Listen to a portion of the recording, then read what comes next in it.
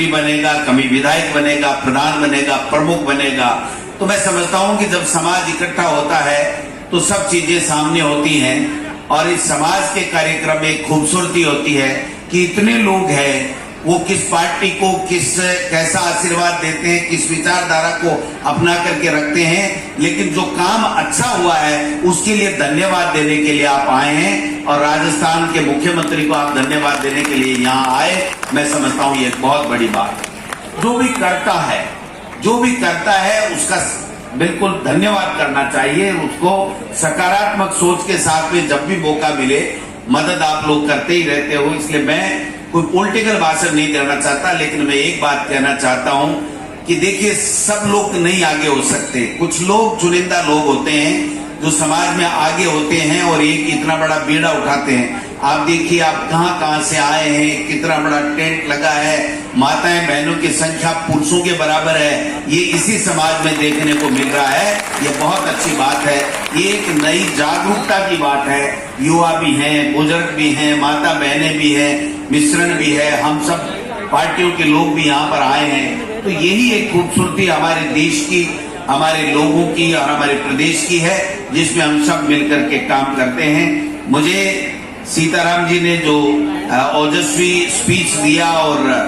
वास्तव में इन्होंने कहा कि हम जो देता है उसको कभी भूलते नहीं हैं, और मैं ये कहना चाहता हूं कि जो देता है उससे बार बार मांग भी करनी चाहिए, मांग करने में कोई गुरेज नहीं है। और मैं इतना ही कहना चाहता हूं कि जो बोर्ड का गठन माननीय मुख्यमंत्री जी ने जो आदेश निकाल करके किया है, लेकिन उसके अध्यक्ष और मेंबर बनने हैं, मैं आपको इतना विश्वास दिलाना चाहता हूं कि आज 6:30 बजे मेरी माननीय मुख्यमंत्री जी के साथ बैठक है। मैं 6:30 बजे मिलने पर सबसे पहले आपके इस बोर्ड के गठन की बात करूंगा, ये मैं आपको विश्वास दिलाना चाहता हूं। शिक्षा के क्षेत्र में, चिकित्सा के क्षेत्र में हम कैसे ठीक हुआ, आप देखा होगा कि सरकार ने राइट टू हेल्थ बिल ला करके कानून बना दिया कि सबको कैसे चिकित्सा मिले। 25 लाख तक का इलाज, 10 लाख, एक परिवार में 2 की अगर दुर्घटना से मौत हो गई तो उसको 10 लाख रुपए मिलेंगे। इंग्लिश मीडियम स्कूलों में हमारे बच्चे भी, समाज के लोगों के बच्चे भी कैसे पढ़े, क्योंकि प्राइवेट में पैसा लगता है। ये समाज चाहे संख्या में छोटा हो सकता है आपका रजक धोबी समाज, लेकिन दिल से बहुत बड़ा है। ये मैंने आज प्रत्यक्ष रूप से देखा है कि इनका दिल बहुत बड़ा है, इनके लोग, सारे लोग अच्छे हैं। और जिस प्रकार से जो अनुशासन आपके समाज में देखने को मिल रहा है, मैं इस मंच के माध्यम से, मीडिया के माध्यम से कहना चाहूंगा कि हर समाज को, रजक धोबी समाज से अनुशासन सीखना चाहिए। एक लाइन में आराम से बैठे हैं, कोई हड़बड़ाहट नहीं है, मंच सुव्यवस्थित है। ये सब बहुत कम मिलता है जब समाज के कार्यक्रम होते हैं, तो कहीं न कहीं चूक हो जाती है, लेकिन आपसे चूक नहीं हुई, इसके लिए मैं आपको सैल्यूट करता हूं। इसी प्रकार से जज्बा बनाए रखें, आगे बढ़े। मैं ये कह सकता हूं, देखिए कोई भी व्यक्ति ये नहीं कह सकता कि मैं कब तक जनप्रतिनिधि रह पाऊंगा, कब तक हम सरकार में रहेंगे, नहीं रहेंगे। लेकिन मैं एक बात कह सकता हूं कि मेरी पार्टी का मैं प्रदेश अध्यक्ष हूं। जब हमारा जन घोषणा पत्र बनेगा चुनाव में, तो उस घोषणा पत्र में रजक धोबी समाज के लिए क्या वेलफेयर के काम हो सकते हैं, और आपने जो मांग पत्र दिया है, इसमें से बहुत सी चीजें हम घोषणा पत्र में डाल करके, और हम कमिटमेंट करेंगे आपके समाज से कि हम लोग, कांग्रेस की सरकार आती है तो हम ये लोग बात काम करेंगे। जो काम पहले होने वाले हैं वो पहले करेंगे, और जब आगे से हम घोषणा पत्र में इसलिए डालना चाहते हैं कि फिर हम संकल्पबद्ध हो जाएंगे, हमारा कमिटमेंट आपसे हो जाएगा कि हम आपने जो कहा है वो काम हम लोग करेंगे। तो मैं समझता हूं कि बोर्ड का अध्यक्ष, उपाध्यक्ष और मेंबर बनने का काम बहुत ही चंद ही दिनों में संपन्न होगा। सीताराम जी, आप सब समाज को विश्वास दिला सकते हैं कि माननीय मुख्यमंत्री जी से बात करके हम जल्दी इसका फैसला कराएंगे। बाकी आपकी जितनी भी मांगे हैं, चाहे वो सार्वजनिक अवकाश घोषित करने की बात हो, समाज के छात्रावासों की बात हो, चाहे आधुनिक धोबी घाट जिला स्तर के ऊपर होने की बात हो, सोलर प्लांट के अनुदान की बात हो, और सर्किल बनाने की बात हो संभाग स्तर के ऊपर, समाज के बंधुओं को बिजली के बिल घरेलू दर पर दिया जाए, इनकी बात हो, खड़ी वालों को यथास्थान कियोस्क आवंटित कर विद्युत कनेक्शन की बात हो, राजनीतिक दलों द्वारा चुनाव में टिकट दिए जाने की बात हो। ये टिकट वाला थोड़ा थोड़ा मेरे भी हिस्से में आता है, और वो इसलिए आता है कि मैं प्रदेश कांग्रेस कमेटी का अध्यक्ष हूं। इसलिए मैं ये कह सकता हूं कि मैं आला कमान के सामने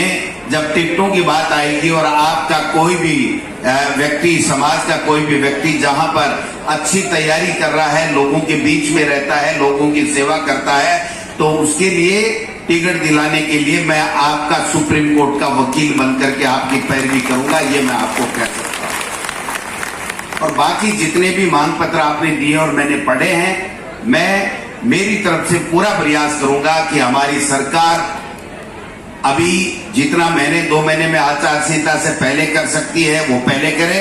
और नहीं तो फिर हम जन घोषणा पत्र जो हमारा होगा उसमें हम इन बातों का उल्लेख करें। और आने वाले समय में अगर हमें मौका, राजस्थान की जनता जैसा जनता जनार्दन आशीर्वाद देती रही है, और अब की बार लग रहा है राजवी साहब,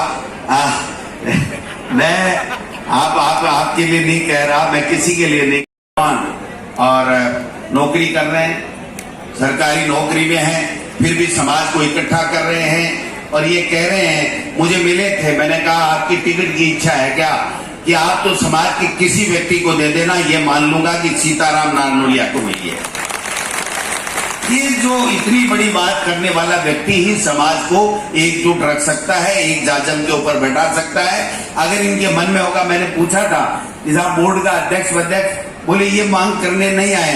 हम तो केवल धन्यवाद देने आए हैं कि हमारी किसी ने सुध नहीं ली, आपके मुख्यमंत्री जी ने और आपकी कांग्रेस की सरकार ने सुध ली, हमको एक बोर्ड दिया है, अब आप इसके अध्यक्ष, उपाध्यक्ष और मेंबर बना दीजिए, और अगर हम में से कोई योग्य निकले और अगर आपकी पार्टी की टिकट मांगे तो आप डोटासरा जी पैरवी करके, उसकी पूरी पैरवी करके उसको टिकट दिलाने का प्रयास करना, यही हम तो कहना चाहते हैं। हम समाज के लिए हैं, मेरा कोई व्यक्तिगत, इन्होंने कहा मेरा व्यक्तिगत कोई महत्वाकांक्षा नहीं है। अगर समाज के लोग आगे बढ़ेंगे तो मेरा तो नाम वैसे ही हो जाएगा, क्योंकि मैंने सबसे हाथ जोड़ करके एकजुटता की है, तो मुझे कोई नहीं है। लेकिन मैं इतना कहना चाहता हूं सीताराम जी कि आप लोगों में से जो लोग अच्छे, समाज के प्रति अच्छी सोच रखते हैं, जो समाज को एकजुट करते हैं, समाज की जो कुरीतियां हैं, जो बुराइयां हैं, उससे दूर करने का प्रयास करते हैं, समाज के बेटे और बेटी के लिए अच्छी शिक्षा की बात करते हैं, अच्छे स्वास्थ्य कैसे मिले इसकी बात करते हैं, और इकट्ठे होकर के एक राजनीतिक चेतना, एक जागृति लाने का समाज में काम करते हैं कि बच्चों को पढ़ाइए, आगे बढ़ाइए, और जहां सरकार की मदद होती है वहां सरकार के सामने दम ठोक करके कहते हैं कि ये हमारा हक है, आपको देना पड़ेगा। कोई भी सरकार, कोई भी पॉलिटिकल पार्टी अगर आप अपने अधिकार मांगोगे तो आपको अधिकार से मना नहीं कर सकेगी, ये मैं आपको विश्वास दिलाना चाहता हूं। आप सबने बुलाया, मेरा मान सम्मान किया, इसके लिए भी मैं बहुत दिल की गहराइयों से आपका धन्यवाद देना चाहता हूं। आप अपने समाज को छोटा न समझे, हम सब आपके परिवार के मेंबर हैं। गोविंद डोटासरा और गौरीपूर्ण कांग्रेस पार्टी आपके समाज के हर व्यक्ति के लिए हर दिन और रात जहां आप याद करोगे हम लोग खड़े मिलेंगे, और जहां हमें लगेगा कि आपका अधिकार है और आप जब बात करोगे तो उस अधिकार को आपको देने का काम करेंगे। हम हमारे कर्तव्य में कोई कमी नहीं छोड़ेंगे। आप सब लोग इस तरीके से इतनी संख्या में आए हो, ये कल्पना से बाहर है। अच्छे अच्छे बड़े बड़े समाजों को एक सीख देने का, एक प्रेरणा देने का काम आपने किया है। इसके लिए समाज के तमाम जो मौजूद लोग मंच के ऊपर हैं या सामने बैठे हैं, उन सब लोगों को मेरी ओर से बहुत बहुत धन्यवाद। जय हिंद, जय भारत। इनका अधिकार था, सरकार के संज्ञान में लाया गया कि रजक धोबी समाज के कल्याण के लिए, उनकी शिक्षा के लिए, चिकित्सा के लिए, बच्चों की उन्नति के लिए एक बोर्ड बनना चाहिए जो इन सब बातों के ऊपर विचार करे। तो माननीय मुख्यमंत्री जी ने बोर्ड बना दिया है, अध्यक्ष, उपाध्यक्ष और मेंबर बनने हैं, जिसके लिए हमने अभी आज ही मुख्यमंत्री जी से हम लोग चर्चा करेंगे कि जल्दी से जल्दी इसका गठन हो और इनकी जो मांग पत्र है वो मैंने लिया है और मैंने ये कहा है कि जो सरकार अभी आचार संहिता से पहले कर सकती है वो पहले करेंगे, वरना हम हमारे घोषणा पत्र में इनकी जो मांगे हैं उनको जो जन घोषणा पत्र हमारा होगा उसमें शामिल कर करके और आगे समाज को बढ़ाने में, इनके बच्चों को शिक्षित करने में, इनकी प्रोग्रेस करने में जो चीज़ हो सकती है वो हम लोग करेंगे।